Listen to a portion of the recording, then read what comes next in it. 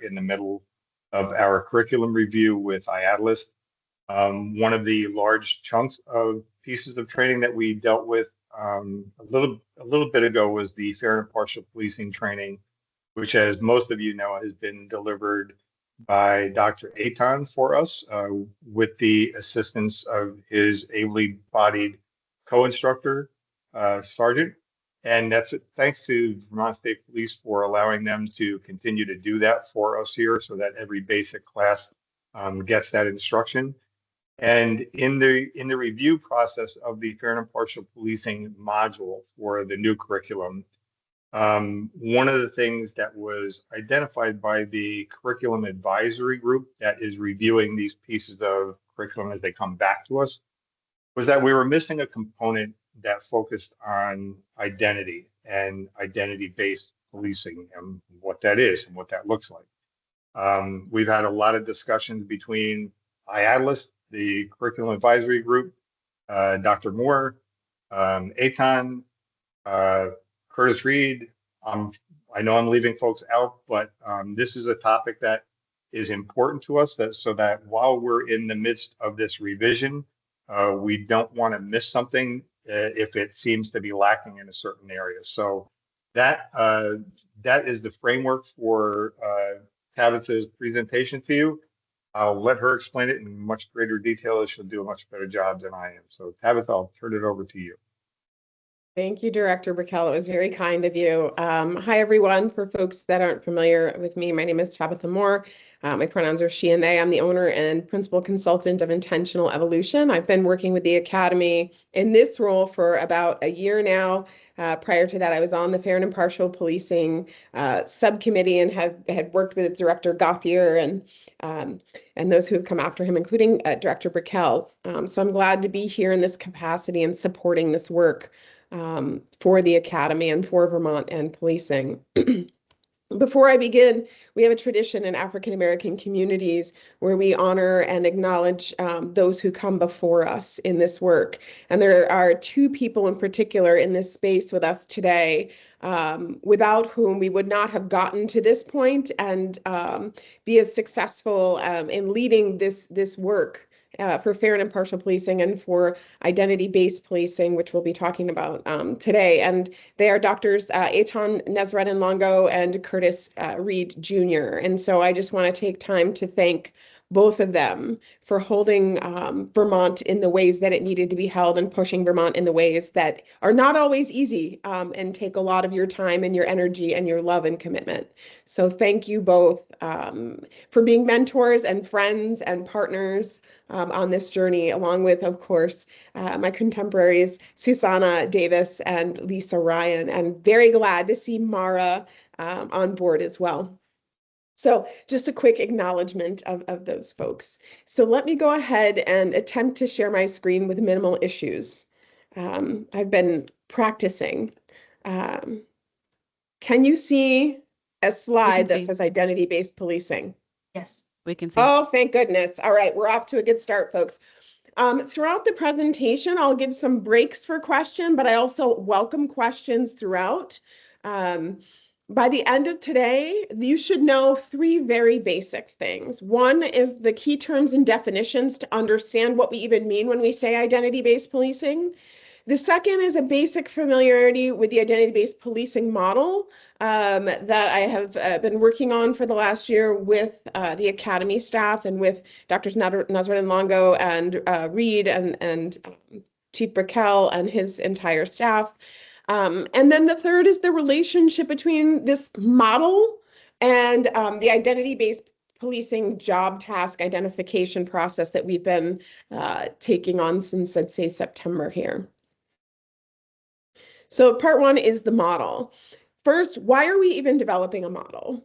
Why do we need something like that?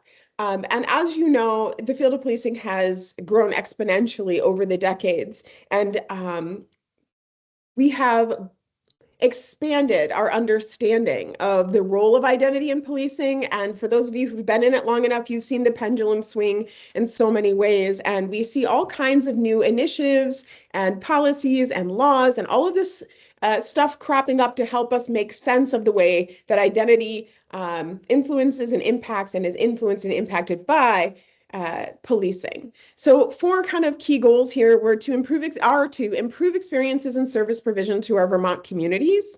We want our law enforcement officers to understand and feel clear about expectations related to identity in policing and to understand and map it all out.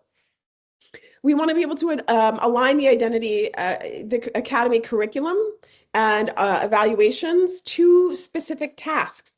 And I'll get to that more in the latter half of the presentation.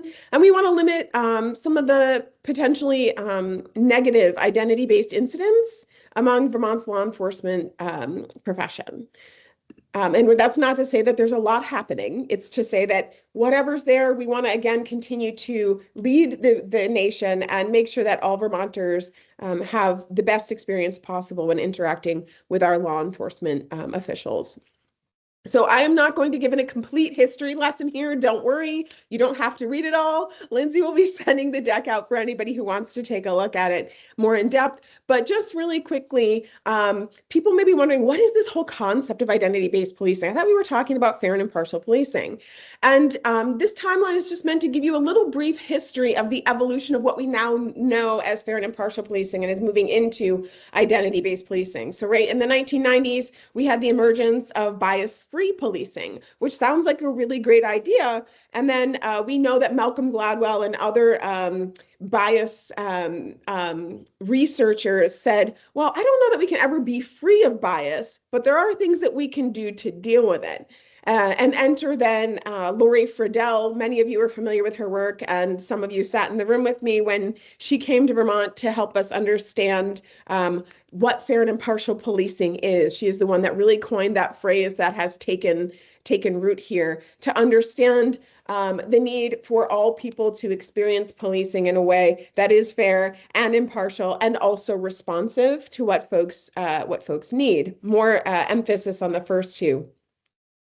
And then in 2014 and 2015, we had Obama's Task Force on 21st Century Policing that emerged with 6 pillars of identity conscious and culturally responsive policing that we are using to launch us into this next sort of phase of policing, not just identity-based, but there, like I said, the 6 pillars reach across all aspects of policing and focus on community and what communities need as a big part of that.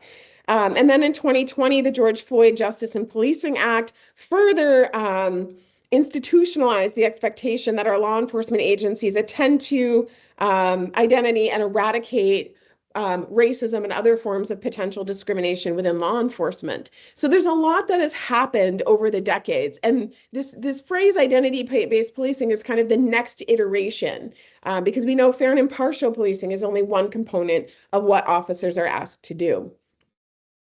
So some key terms and definitions that you'll be hearing today. The first is identity.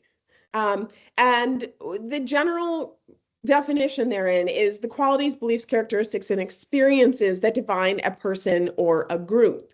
And what you'll find with this model is it kind of takes that definition and contextualizes it within policing. And meaning that is identity-based policing, which is the practices of acknowledging the ways that identity shapes police-civilian interactions and the strategies we use to develop and or improve relationships with protected identity-based groups. And I'll say something about the use of the term protected identity-based groups, because obviously here in Vermont, we have, I think it's over 19 groups that are protected by law. And what you'll notice in the model is that there are a couple of directives that aren't necessarily protected groups that we need to continue to flesh out a little bit more that do fall under identity-based policing as identified by our subject matter experts. So I'm using the term protected identity-based group, number one, to provide that link to our legal requirement to honor and attend to the ways that certain identities show up. but also to recognize that there are some things that police officers have to do around identity that aren't necessarily part of that legal protection. The third term is identity responsive policing, right? So identity-based policing is the umbrella. Identity responsive policing is a part of that. And those are referred to policies, procedures, protocols, and other internal guidance, internal meaning internal to Vermont's law enforcement officials or agencies, that instruct officers in identity-driven or identity-based interactions.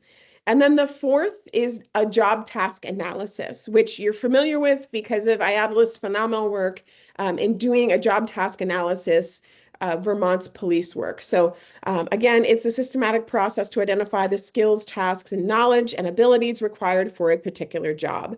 And in the context of why we're here today, we'll be talking about identity-based job tasks. So those are the four kind of key terms that we'll be talking about today. And if you have questions throughout, please feel free to unmute because I cannot see the chat. But I love the interactive style. So please feel free as we go along to do that. Okay, let me move this little icon out of the way. So I'm not sure if Lindsay's had a chance to send this along to you yet, but this is the overarching model. And it's based on the academy. This model could be applied to any single police agency as well. And in fact, it would be my recommendation that if the council moves to adopt this model, then what you would then do is work with agencies around the state to fill it in a way that makes most sense for their agency-based models, right? Because the VPA only has so many model policies, but different agencies may have their own depending on where they're situated or the type of policing that they have to do in their communities. So you see the overarching term is identity-based policing, and then there are three basic buckets or branches of identity-based policing. The first is, of course, fair and impartial policing, which emphasizes bias mitigation and responding to bias incidents. And based on, again, this is just based on what we have at the VPA level and not, you may find that you actually have more or different, well, I know you have at least the FIP policy, but you may have additional things that might fit under your organization. So we have under the bias mitigation policing, we have the fair and impartial policing policy by which all Vermont law enforcement organizations are expected to deal with identity or interact with identity. And then the second piece of that is how we respond to bias incidents and how are we being fair and impartial in how we police. Our current methodology is traffic stop data collection as a way to understand how are we responding to bias incidents. You may find that you have additional protocols or procedures, and you will see in the identity responsive piece that there are some there as well. You might also consider, say, hate crimes. A hate crime investigation procedure could be considered part of fair and impartial policing. The second arm is the identity responsive, which again, you'll see three kind of key buckets for how we do identity responsive policing. We have policies such as our domestic violence policy. That is an identity responsive policy that also includes some procedural elements. And I put fair and impartial policing under here because when we look at the definition of identity responsive, the way that Vermont's fair and impartial policing policy was amended, I believe it was in 2024, had significant emphasis on immigration. And because of that, that is an identity-specific, identity-responsive policing policy that exists. So you'll see that that sits under both fair and impartial policing and identity-responsive policing because of that amendment. I should note that I am not a wizard at creating things digitally, and so these lines between them are not meant to indicate under all of the blue, they're all the same blue shading to indicate that they all occupy kind of the same level. They're not sequential. They're just all part of the same family.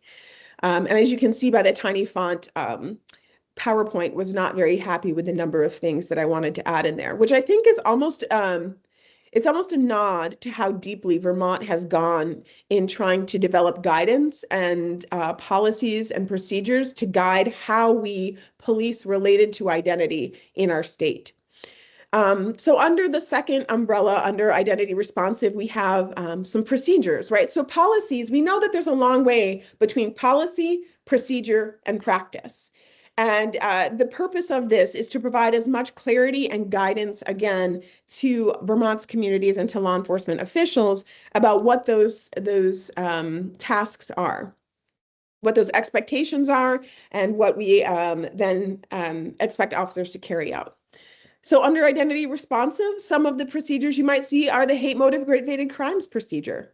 That when somebody experiences hate on the basis of identity, we want to make sure that our officers are dotting those I's, crossing those T's, and responding in a way that folks need them to. Our language line activation procedure, right? These things don't have to be big and massive, and we don't have to invent anything new. Again, this model is meant to organize and help people frame how we do identity in Vermont. So like even activating a language line is an example of a procedure.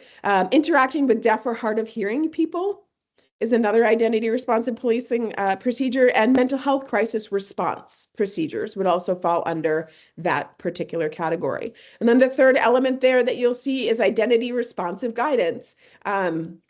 We have at least one organization in Vermont that has developed a directive or a guidance document. They're still trying to figure out what they call it as they train their officers on it. But currently it's called the Identity Responsive Policing Directive. And what that does is it tells them, they went through this process within their community to identify how the different groups want and need to be interacted with. And it's kind of a cool thing, but that's a whole nother presentation. That's 200 pages long, and we don't have time for that today. But I do believe that as organizations take a look at this, they'll find that they actually have a lot of guidance out there that tells them what to do in relationship to different identity-based groups within their communities.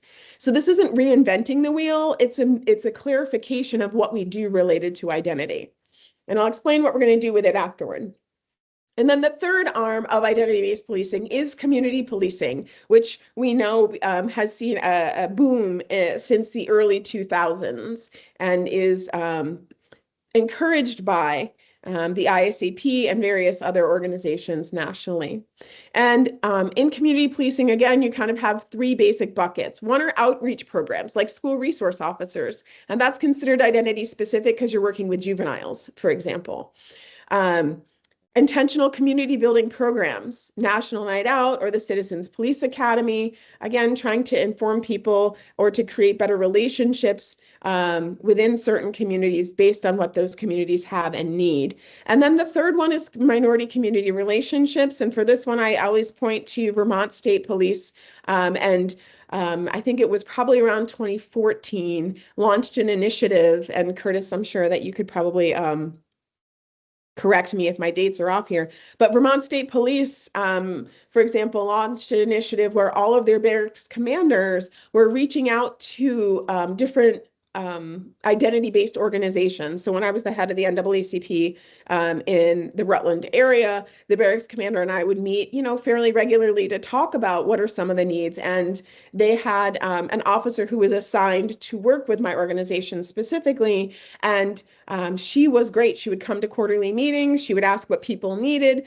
She really worked hard. They really worked hard to develop a good connection so that if something happened, people had a trusting relationship and they knew that folks had an understanding of what potential needs the community might have there. So that was just one really great initiative that I've seen that's happening. And I know that police organizations around Vermont are doing such things. It's just not mapped anywhere. So people don't necessarily know. So that is one example of intentional community building programs. And then the third piece is collaborative initiatives. Again, I think at this point you've probably established that I'm a Rutland County girl, raised in Rutland County. I will say my roots are in Rochester, Vermont, and I now live up north, so I'm a little bit of everywhere. But in the collaborative initiatives bucket, I think about Rutland's Project Vision. And I know that Jim Baker has been working to bring similar initiatives around the state of Vermont, not just to address issues that are happening in those communities, but to build deep and lasting connections across different groups. And so that is one example of community-based policing. So you might be thinking, okay, you know, that's really pretty, but how do they actually interact with each other? And this oversimplification of the three basic concepts that make up the identity-based policing model are fair and impartial policing, identity responsive policing, and community policing. And this Venn diagram is, again, it's just meant to help understand how they interact, but where they differ in terms of what their primary goal is. Right. So FIP is procedural neutrality and fairness. We don't want to see any disparate statistics over time. We want to eradicate those statistics. Whereas identity responsive policing is about we need to make sure that our officers know that different groups have different needs, and we need to make sure our officers know how to meet those needs. For example, if we're interacting with juveniles, we know that there are specific needs that juveniles have, or that the elderly may have, or that people whose primary language is not English may have. So that is the focus of identity responsive policing, whereas community policing is all about collaboration and community trust as the vehicle to ensuring safe and healthy communities. So I'll give you a second to take a look at that right there, because I know I'm going kind of quickly. I know we don't have a ton of time.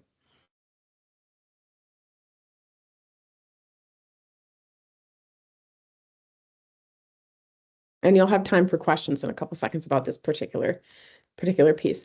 And because fair and impartial policing has been the primary way to which we understand all of this stuff, we've kind of been fitting in the state of Vermont, we've been fitting a lot of things into the fair and impartial policing bucket. And my recommendation is, and you know, based on what I hear from community, from general community members, civilians, and from law enforcement, is that fair and impartial policing has kind of been our singular bucket in which we're trying to force all of this stuff to live. So the model is a way to say, okay, let's get a little more organized, keep FIP what FIP was meant to be, which is, you know, the eradication of identity-based disparities.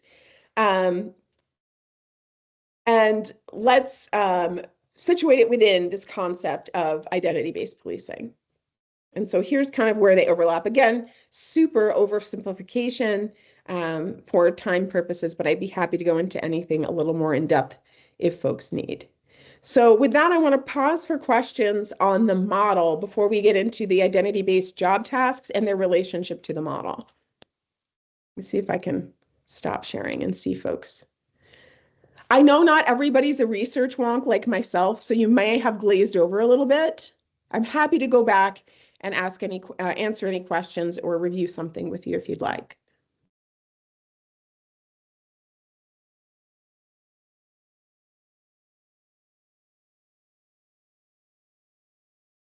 Right, it looks like some folks are. Oh, go ahead. I think you presented it all really, really clearly, Tabitha. Thank you.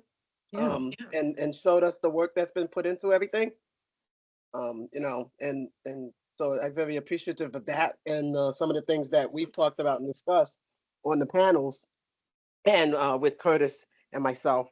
So I think that it's very clear what the work is that's being done. Good.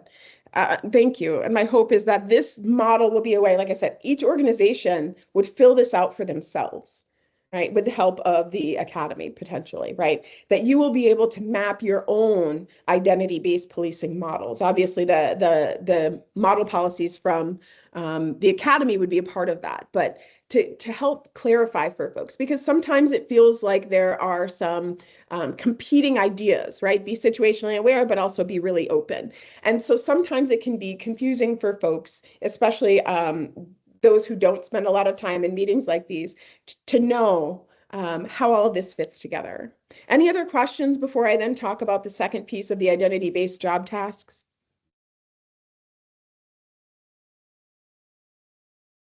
All right, back to it.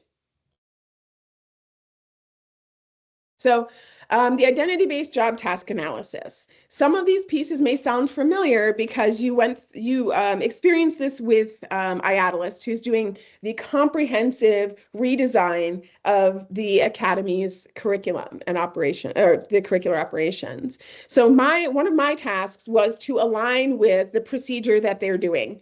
And so, again, some of it may sound familiar. I think one of the best ways to help folks understand what we're about to say is to give you kind of a real life example. And for me, one of those real life examples is when I ask my children to do the dishes. Um, when I ask them to do the dishes and then I come home and there's still dishes in the sink or dishes aren't fully clean or they put some things in the dishwasher, like my child almost put my beautiful wooden cutting board into the dishwasher last night until I stopped her. When I say do the dishes, I have an expectation, right? So the expectation is that the dishes are going to be done.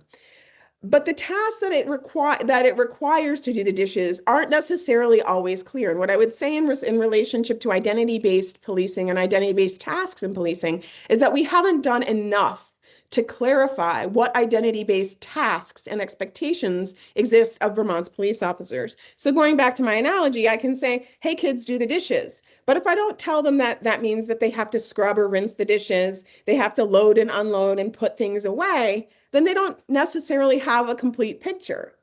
And then the other piece that goes along with that are what are the skills that they have to be able to do in order to accomplish those tasks to meet my expectation. So for example, my kids would have to know what they need to wash by hand and what could go in the dishwasher. We're not going to get into how you load a dishwasher because I know that many family arguments happen over how we load or don't load dishwashers.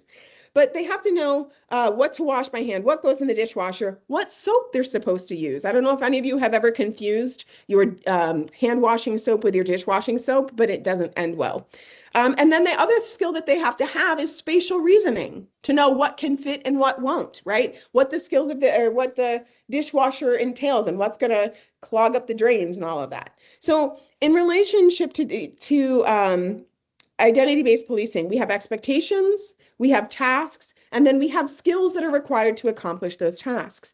And so what I've done with the help of an incredible group of people that you're going to see in a moment is create identity-based job tasks for the state of Vermont. So the first thing that we did to do that was we identified relevant guidance. The first thing is, well, what are the expectations of and mandates of Vermont's law enforcement professionals in relationship to this concept of identity and policing? And so it put out a call to the experts and said, you know, send me all of the laws, the bills, the policies, anything that directly tells our officers what they're supposed to do in relationship to identity on the job. And then this group of subject matter experts was kind enough to volunteer their time over about 9 hours to meet to go over that guidance, to identify the expectations and the job tasks that are required of Vermont's law enforcement officers. And there were basically two subgroups that met. Half of the group was looking at the fair and impartial policing policy, and the other half looked at the job task analysis assessment. It was there was 2 items. There was one that was an 800 item assessment that IADList initially put out to Vermont's law enforcement community. I don't know if many of you, I hope all of you did it, but I hear that it was about 2 hours of work to go through all 800 tasks to say whether or not or how often those tasks were expected of the officers. So that was the first piece that they looked at. And then the second one that they looked at was the results of about 600 tasks that Vermont's law enforcement officers affirmed that are expected of them. And they looked at both of those documents to say, this is what's currently expected. And then they looked at the 800 task document to say, this is what could be expected. And if we do this again in 5 years and find that there's additional items that were, part of those 800 that were not expected, we want to make sure that they've already been flagged as identity forward. So that was the identity-based job task identification process. Then it was a matter of me spending about 60 hours aligning with research. What does the field say? What do all of the fields say related to identity and policing? What are the skills that officers need in order to accomplish these tasks? And this was a pretty tedious task, but we'll save that for later. And where we are now, and kind of the piece that will be coming next, is aligning with IADList, right? So the process that we've gone through so far has matched what IADList did so that your academy is consistent. And we'll be continuing that process as we develop curriculum to make sure that it aligns with the same kind of approach and procedure that IATLS did as we developed the identity-based curriculum that Director Brickell said was missing when folks reviewed the FIP component. Here are your amazing volunteer subject matter experts who volunteered those 9 hours, and I actually suspect significantly more, to make sure that we were looking at this in the best way possible and from multiple perspectives. And so thanks to all of these wonderful people who I will be continuing to tap, whether they're in Florida or here in Vermont, or whether they are still with the VPA or have gone elsewhere. So I'll go over this pretty quickly, but the approach to the job task analysis assessment, right? Those are the two documents that came from IATLS, was to have the SMEs meet and basically they were checking off which of these 800 plus job tasks require us to look at identity or to accomplish these tasks through the lens of identity first. So like language line activation, for example, that is one through which identity becomes extremely important. And so they went through and they were able to identify, I think it was about 140 of these 600 job tasks that are required of Vermont's officers that require identity as a primary consideration in executing that task. Okay. And then after that, it was what are the skills that are required to do that, to do each of those 140 plus tasks. The other group was looking at fair and impartial policing policy, which is much more narrative, right? Because that document that came from IATLS is one that they've been developing for many, many years, but there exists no identity-based or identity-specific job task compilation.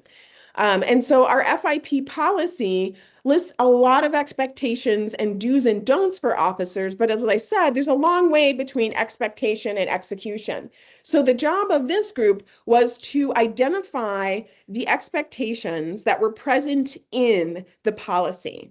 And what we did was we said overarching, what are the overarching expectations of the policy? What are they telling Vermont's law enforcement officials to do? And then from there, we were able to break that into tasks, right? So like we did it with the dishwasher, we were able to break those, each expectation into a set of tasks. And they ended up with about 40 as well. And then again, looking at those job tasks, research on FIP and best practice and the general fields of knowledge related to job task completion, we came up with, we combined those with the ones from the job task analysis, and there are about 30 that we came up with. And so we aligned each of those expectations and job tasks with skills. So this is what I was just saying. We have 13 expectations of the FIP policy. There are 193 possible tasks. Of those, about 190 total are, 180 in total are currently expected of Vermont's law enforcement officers. But like I said, if you were to do the IATLS job task assessment again, and any of those additional 10 were flagged as things that Vermont are expected of Vermont's officers, they would automatically be expected, and then we would know to align them to the curriculum and to the academy so that we make sure that we are ensuring that officers have the skills, that they know what tasks are expected of them, and they know where they can find it. And while we know that there are additional skills required of officers in enacting any of these things, we know that there are about 30 core skills that are required that are identity forward or identity based. And so what I did was I found the definitions. Obviously, I researched the most accurate and up-to-date definitions of those 30 tasks related to identity. So you might have a definition for a skill like, well, actually, I'll show you that on the next page, but there are 30 core skills. And each of those skills has been mapped to a task, and each of those tasks are also mapped to the expectations of the FIP policy. So here are 3 examples of tasks that are required of Vermont's police officers. Well, 2 are and 1 was not. The first one was to document identity characteristics in traffic stop/tickets. right? And so we said, what are the identity-based skills? Accountability. Well, we know accountability is a general skill. So when you look at the definition of identity-based accountability, or accountability as seen through the lens of identity, there are a set of skills which require, self-regulation, the ability to honor and acknowledge that identity is playing a role in the situation, to think about the discomfort that may come with having to figure out or guess what somebody's race is, and then to check a box, for example. We have to recognize our own bias as part of that process as well. And we have to engage those procedural justice skills that officers are famous for being able to do already. So what you'll notice is that some of these skills you already have. It's just a matter of doing them through the lens of identity and having the opportunity to practice through the lens of identity that makes them even better at being able to accomplish the task. Right? And this is an example of a job task that was found in the Fair and Impartial Policing Policy. And of the 13 FIP expectations, these are the ones, 1, 7, and 10, which mean nothing to you now, are the ones that align with. This is more internally for internal purposes. So another one was that I thought was interesting was smell and investigate unusual odors, right? Officers have to do that for all kinds of reasons, whether it's identifying a potential gas leak or whether, they're looking for a dead body. Any kind of reason that an officer may be investigating unusual odor, identifying drugs, for example. What we also know is that depending on your culture, the reason that the SMEs included this was that depending on cultural context, certain odors may smell unusual to you. And so we want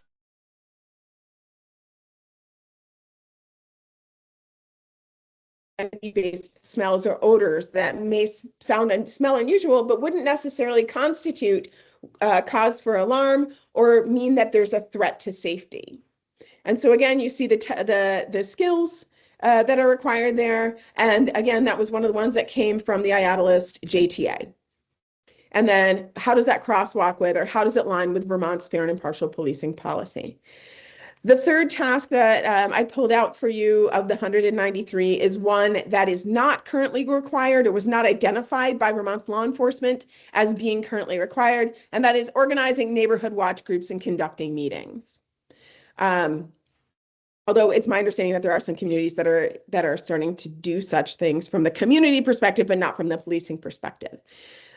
So this requires advocacy and leadership, active listening and communication, right? And we know that depending on your cultural context, the concept of what constitutes active listening may be different, and interpersonal communication skills. And again, that was one that came from the JTA and the 3 FIP expectations with which it aligns. So this is an example of the task skill mapping that was done for all 193 tasks, identity-based job tasks that are required of Vermont's officers. If you're all still awake, I appreciate you. We're almost at the end. So what does this mean for implementation? As I said, once we've mapped, well, on one side, what you could do is once you've mapped your identity-based policing model for your organizations, we're doing the same with the academy. You have an opportunity then to align it to these tasks and to the skills, making it much more clear how we support Vermont's law enforcement officers in being able to know and what to do in relationship to that particular expectation. So what does this mean for implementation? The application to the academy curriculum and all modalities. The next step will be, one of the next things that I will be engaged in is refining and aligning to the curriculum and how we teach as well. We will be considering field training, officer training, making sure that our FTOs who, ensure that officers have what they need are aware of all of these things and what they mean. That doesn't mean that all of a sudden there's going to be this massive flood of expectation for FTOs. What that means is that this next part of the process, as we're refining and deciding which of the tasks and skills belong in basic and which ones are advanced, we'll be consulting with the different people who are affected by the model and by this information, right? Nothing about us without us applies to everyone. And we want to make sure that those most deeply affected are informing the process along the way. The third possibility for implementation is officer evaluation alignment. Where are we showing that we are evaluating identity-based skills and officers' capacity to enact identity-based tasks, right? Are there ways that we need to beef up or enhance what we're doing in our evaluation? Advanced training development, as I said, not all 193 of these belong in the basic academy. So it'll be working with Lisa and her team and Executive Director Bakel and all of the other good folks on this council to determine what belongs in advanced training. Community engagement education. Especially right now, there's a lot of fear and concern across our state as we hear conflict between what's coming from the federal government and what's expected here in Vermont. We want to make sure that people understand that Vermont's police force is continuing to do its best to meet the identity-based needs and to diminish the impact of bias on policing here in Vermont. And both this model and the identity-based job tasks should help folks to understand how policing happens here in Vermont. We know that transparency is huge for folks. And then, like I said, the SME recommended 10 potential identity-based job tasks. Is that something that you'd want to consider adopting now or in the future? So now that I have just flooded you with a lot of information, how are you all doing? Mark Anderson gave me Mark, first of all, I'm going to thank you for being one of the only people who at first turned on their camera. It made me feel less alone. You're welcome. Give it to me. What do you have? Questions, ideas? Tabitha, this won't work. How's that going to happen? Mr. Reed. My camera's not on because I'm sitting in my car doing a bunch of stuff at one time. But you know I'm here because my I know you're here. Listen, I appreciate you. Great. Thank you for the comprehensive model. The one thing that, and I don't have my score sheets in front of me right now, but there were any number of job tasks that were not taught at the academy, but that your subject matter experts said that they needed to be. Could you speak to that? Yes, those were the 10 that I mentioned, and I wanted to have more, but Executive Director Raquel told me that I had to shorten my presentation, but and I did. So I on that task skill mapping one, I can put that back up. The third one on the task skill mapping represented one of those 10 tasks. This one here, the organizing neighborhood watch groups and meetings. And the reason I included that one is because, again, we've heard that there are some communities that are starting to do such things. And so that's one of those areas that you might want to look as a group and take that advice from your SMEs, saying you need to look at these 10 and figure out whether you want to put them as job tasks. Does that answer your question? Well, not only the job tasks, but that they need to be taught at the academy. Yes. Yeah. Yes. Okay. The first hurdle is, do we want to say that we expect them? And then the second hurdle is, okay, now that we expect them, what are the skills and where do they belong in the academy? Great. Thank you for the detailing. Absolutely.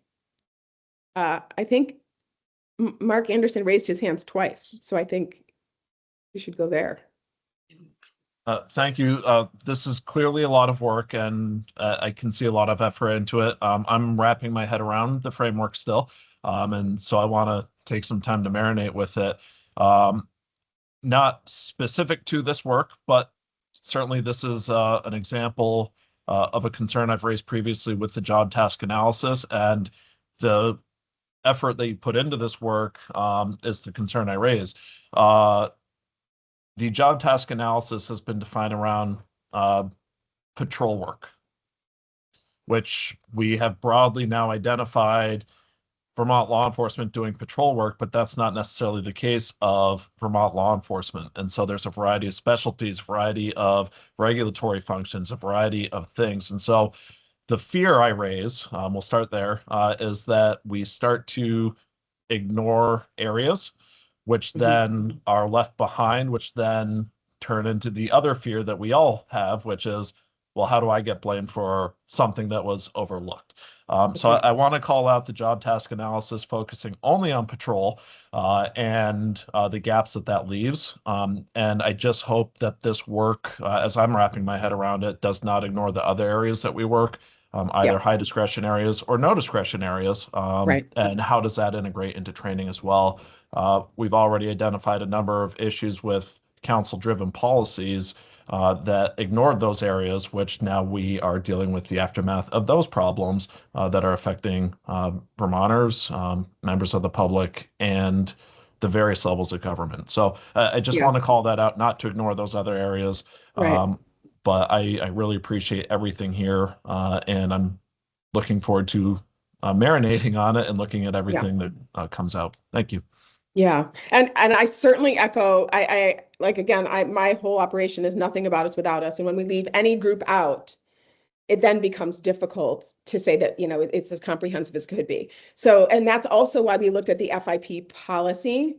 But if there's other guidance that we haven't considered, if there are other things that need to happen, we want to make sure that that happens in this next phase. And so my hope, Sheriff Anderson, is that you will join us as we continue to refine. And what we'll be able to do is give you the list of 193 tasks, and you can say what's missing. We can talk about other duties, other policies, other, you know, and I think that as organizations map for themselves all that they're doing related to identity and policing, I think what you're saying, that list is certainly going to grow. And then when we have that list, we can then map tasks and skills to make sure we're giving officers of all kinds the most like comprehensive support we can and the most clarity possible. I totally agree. Send me an invite and I'll join in. Okay. Okay. All right. You weren't able to join me last time, and that made me sad. So I'm glad. I think that if I could comment for a moment, I think that underscores the recursive nature of this. Policy's not necessarily top down and flows down. There's a lot of innovation that can happen within departments. And the model, I think, can help provide a framework for flowing good thinking back in, as it should. That's what the council's about. It's about identifying what should be in academy training and ongoing in-service training. So I think there's plenty of room in the model for being able to take good ideas and inject them back in, not necessarily inject out to folks. Etan has a hand up. I think he was next. I can't tell if Dr. Reed, your hand is up. I don't know whether I refer to them as the lingering hand. He's number one. He was. Yeah. Oh, he was. I think it just didn't go down. There you go. I just took it down. You're good. Well, one of the things that I just wanted to note, Tabitha, that I think is important is that this model is rooted in historical practice and in history. That in fact, I mean, I rewrite the basic class that I currently teach constantly, frankly, because things keep coming up. Things change, things alter, things morph. One of the concerns I have about what's being proposed at the moment is it's very ossified. And that's just not how community works. It's not how culture works. It never has. Mm-hmm. So, thank you. Mm-hmm. Yeah, this has to be an iterative process. This is not a one and done. Yeah. And I think to Sheriff Anderson's point, we can provide the overarching model. The BPA is, providing an overarching model, but each organization, I think that there's a degree of local control because, like I said, the model is based on what the academy can do. But you might have local procedures, or you might have different policies or guidances that you're offering to people that we can't possibly capture. Sure. And that's what makes it culturally responsive to the department. Yeah.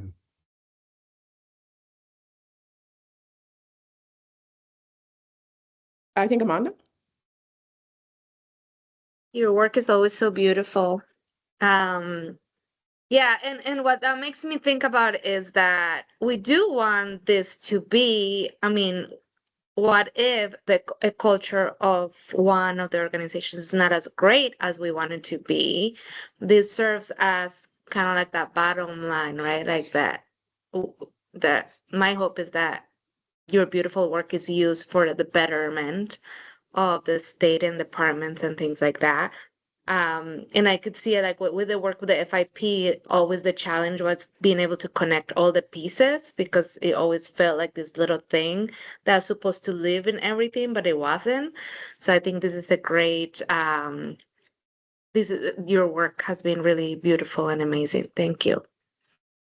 Well, I'm going to come here more often if this is how people talk to me. Thank you. And Amanda, you were such an integral part of this entire process too. So thank you. And I think as I'm hearing people, and I just made a note to myself, one of the things that I'll have to do is, if the council adopts this, and it is going to be something that, we encourage or ask, I don't know how that would work, but to develop guidance for each organization to be able to go through this process, right? To take that initial model and do the mapping for themselves, because it wasn't just law enforcement working in a bubble with a consultant. It was community people. It was everybody coming together to do it together to make sure it made sense. And again, depending on the institution that would be doing it, it would look different. But thank you. I will make sure that I add that.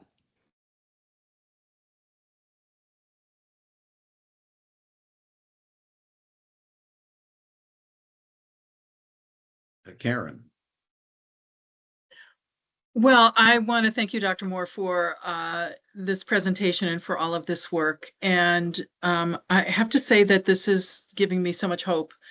And the word that comes to my mind is joy. I have been, I've been a part of this council for quite some time. I've had the great privilege of serving on the Professional Regulation Committee as well as the Fair and Impartial Policing Committee. And over the years that I've been part of this council, I've developed just the deepest respect for the complexity of the work of our law enforcement officers in our state, and deep respect for the excellence that is evident, and also that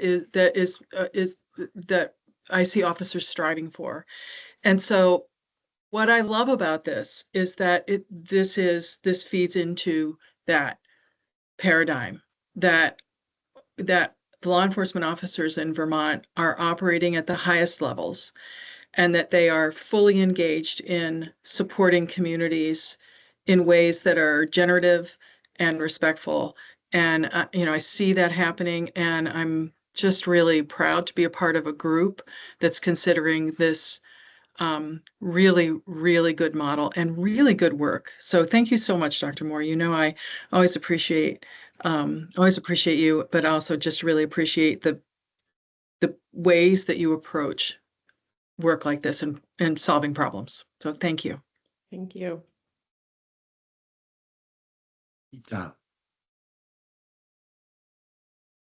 I just wanted to point out that at the present moment, the course that Curtis Reed teaches, the post-basic course currently for VSP, the basic course that I, along with Sergeant Bennett, who's the deputy director at VSP, teaches, are both courses that outline the Venn diagram that you've put forward, Tabitha. And I would hope that that fact might be taken into account as the entire state moves forward.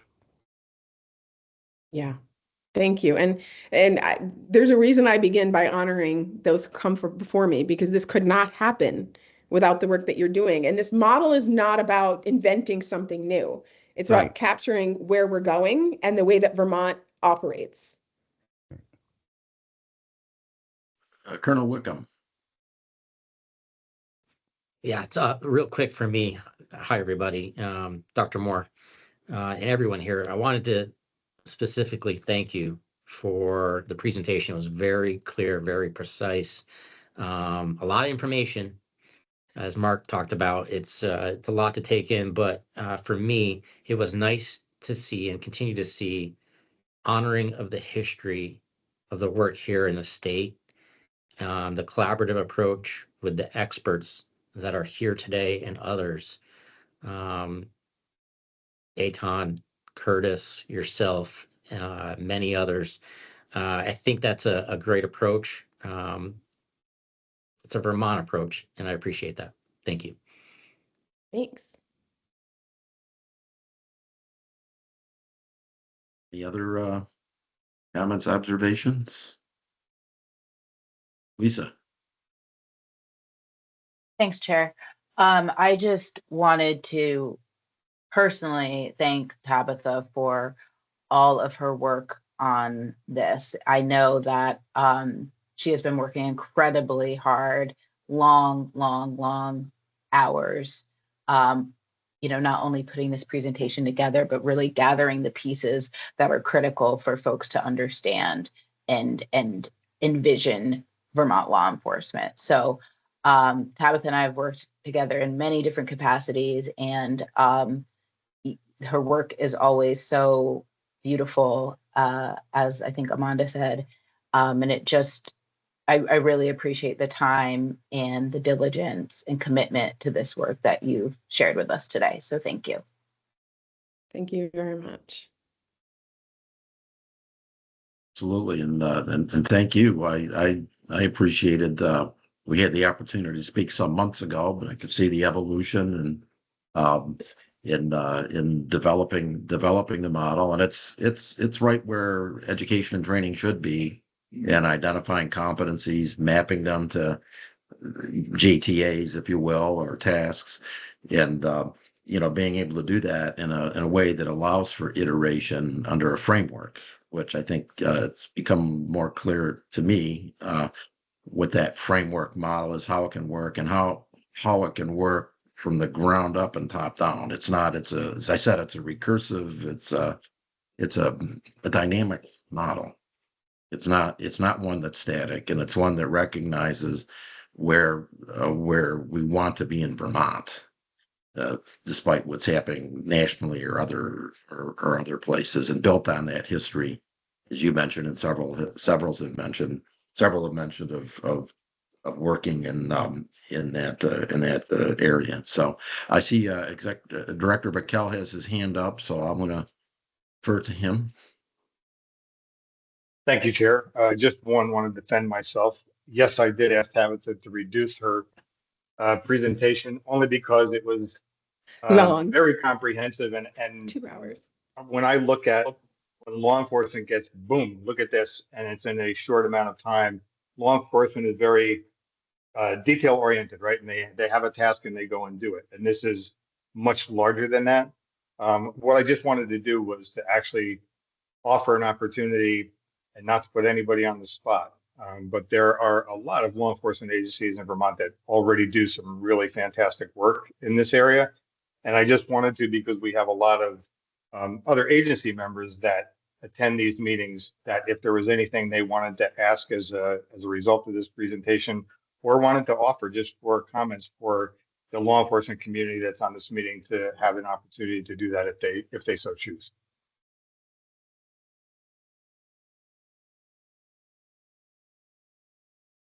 I think people might be as overwhelmed as you were when we went. So Yes. to Executive Director Bakel's point, when he went through this, it was over 2 hours long. Because, right, he needed to have more information. He's like, please, for the love of God, Tabitha, don't do this to the people. He didn't say that to me, but he's like, how about this? So we negotiated, and this is where we got to. But I think he's right? This is not, oh, hey, Tabitha got this great new shiny thing. This is, hey, my first thing is, what are we doing here in Vermont? Because Vermont is on the cutting edge of this work. You're doing more than anybody else. But now we have to also critique, right? If we love it, we're willing to critique it. And so as Lindsay I made a couple of typo errors, so I fixed them on the slide. So I'll give you the revised slide deck. I'll give you the slide deck, and I'll give you the job task for you to look at as a council. I would not disseminate this widely yet. Right now, we need the council. We need you all to use your eyes and your expertise to tell us what's working with this model. What have we missed? And what do we need to do in this next iteration? Okay. Because it's not perfect. That's a great way of framing it. We need to look at this as a dynamic kinetic model. It's ongoing. It's not, somebody used the term earlier, ossified. We don't want to ossify the model. It needs to be responsive and adaptive to communities and changing times. So I think this has been a good educational piece. I think it's provided some more clarity. I know it has for me. And we had the 2-hour conversation too. So I didn't come into this, uninitiated, but I think it really fleshed it out much more clearly for me and perhaps some other council members. So I think it'd be great to get that presentation out, get your slides. If there's a couple of modifications that need to be made, that's great. But get it out, and I think, consider this is an ongoing discussion piece. This isn't, as issues come up. Probably a number of people have some ideas. I think I saw a block that you missed in there, and I'll share that with you. But these are where all the pieces can come together, and this is the forum to have that discussion. But I think what I've seen today, anyway, is that there's a lot of interest in support, and looking forward to continuing to flesh this out and put it into implementation as is going on, and as some of the work you're going to continue to do through the rest of the year with the Academy. So, thank you. Thank you. Great. Well, I'm sure we'll see you back. I know we will. So, Yeah. if we're ready, and I advise council members, as you have thoughts, I heard a lot of good observations today, and I think Sheriff Anderson was spot on that there's a bigger picture of activity that happens other than simply the basic academy, right, and the basic patrol skills. That there's quite a bit there. That a lot of opportunity, at least, to continue the conversation and identify those areas that we can move forward on. So, great. Well, thank you very much. We'll put your reservation in for a future update. Got it. When you're ready to come back, we'd like to, I think, see some progress on the work that you're doing with the JTA. And very interested in, and earlier in our discussion today, somebody had mentioned again, I think it might have been Sheriff Anderson, about level 2, about the need for curriculum development. I think this makes our case even more about the increasing need for curricular development resources at the Academy. Certainly relying on SMAs from around the community, but some dedicated folks to help the process move along and provide guidance on perhaps how to best include in curriculum and training, and how to best measure, which is an important piece. So, great. Thank you very much. You can stay. We're almost done. Okay, thank you. We're actually we are at the last item, which is the general discussion. I don't have very much, just a couple of thoughts. One of them is that this year, and I've had some conversations with the executive director and some of the senior staff and here, and a few council members about, I think, moving forward over the next year with a strategic planning activity and effort to clarify and to, I think, maybe reinforce the role of the council. What is it that we're doing as a council, not as individual members gathered to represent necessarily directly our agency? There's a body here, just like the discussion today, that is a forum for exploring ideas and understanding what can happen in law enforcement community, and more importantly, how we support the Academy in a number of venues. I've been spending with the director a few trips up to the State House, and there's a lot of different avenues where that can be expressed, but nothing specific right now. But you'll probably be hearing a little bit more from me as the year unfolds and moving toward the end of the year about having some larger discussion about the Academy, our mission, statutorily what we're required, but also what makes an effective council and academy relationship. And I'll premise this by saying, as I was thinking about it, being new, I'm only in month 7 now, thinking about, well, what's the strategic plan for the academy? But there can't be an isolated strategic plan for the academy. It is the council and the academy, because this is the group that really has to help shape and support the activities that go on here, the good activities, and quite honestly, Herculean. There's not an abundance of resources.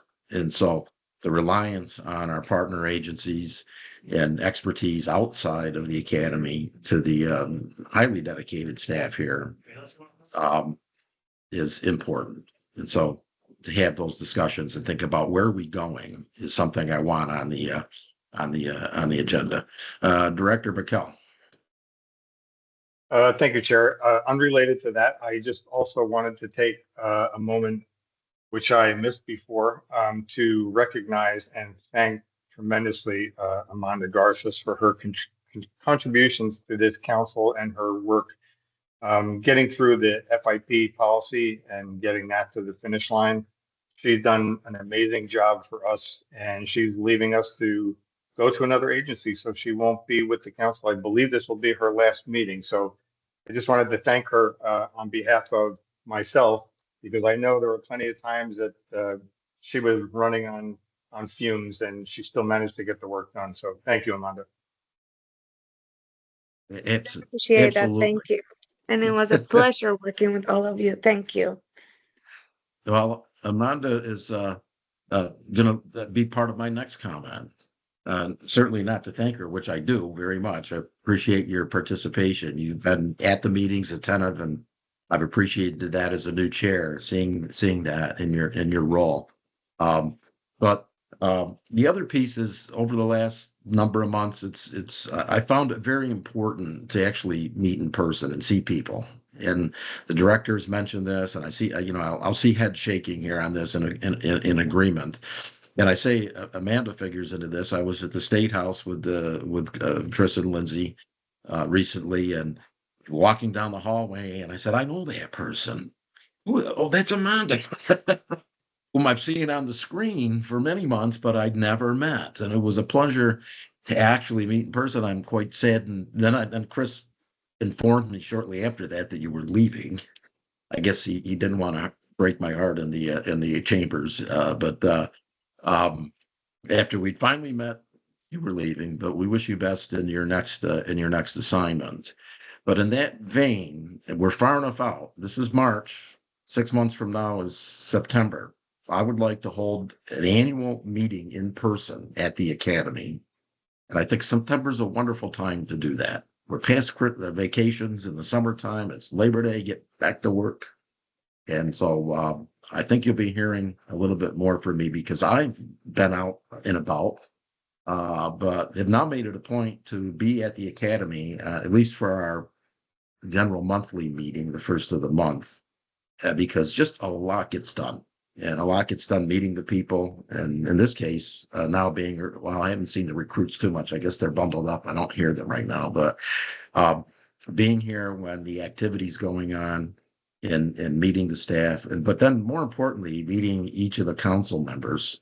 So I think that's vital.